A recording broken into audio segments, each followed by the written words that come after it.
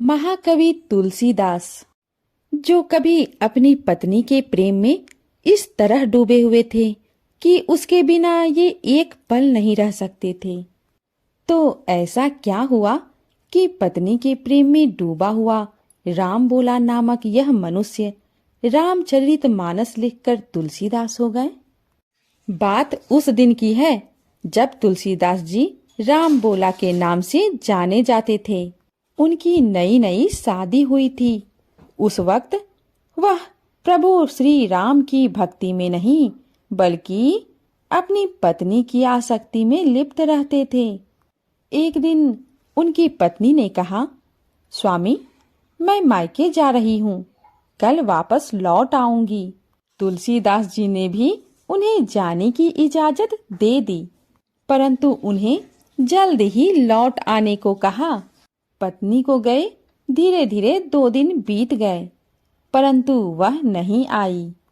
तुलसीदास जी से रहा न गया और वो भी पत्नी से मिलने की आशा लिए अपने ससुराल की ओर चल पड़े।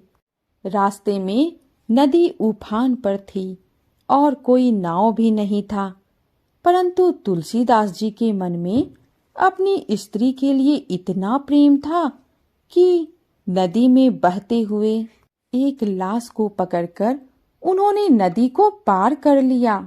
अंततः जब वह अपने ससुराल में पहुंचे, उस समय मध्य रात्रि हो गई थी। सभी सो रहे थे। उन्होंने सोचा कि दरवाजे से जाना संभव नहीं है, इसलिए उन्होंने खिड़की से जाने का फैसला किया।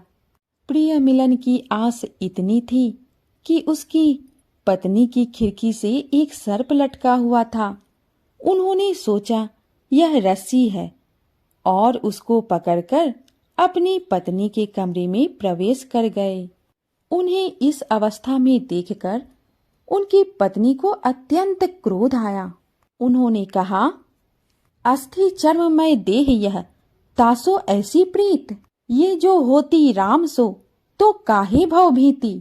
अर्थात, नाथ, जितनी प्रीति आप मेरी हड्डी और मांस के बने शरीर में दिखा रहे हैं, यदि इतनी प्रीति आप प्रभु राम में दिखाते तो शायद आप इस संसार रूपी भव सागर से मुक्त हो जाते।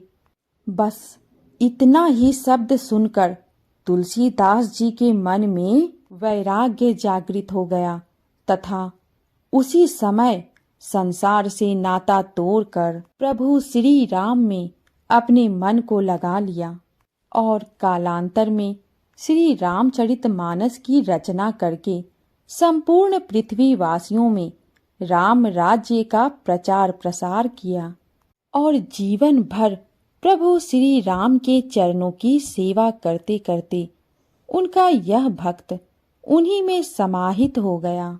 जय श्री राम। धन्यवाद।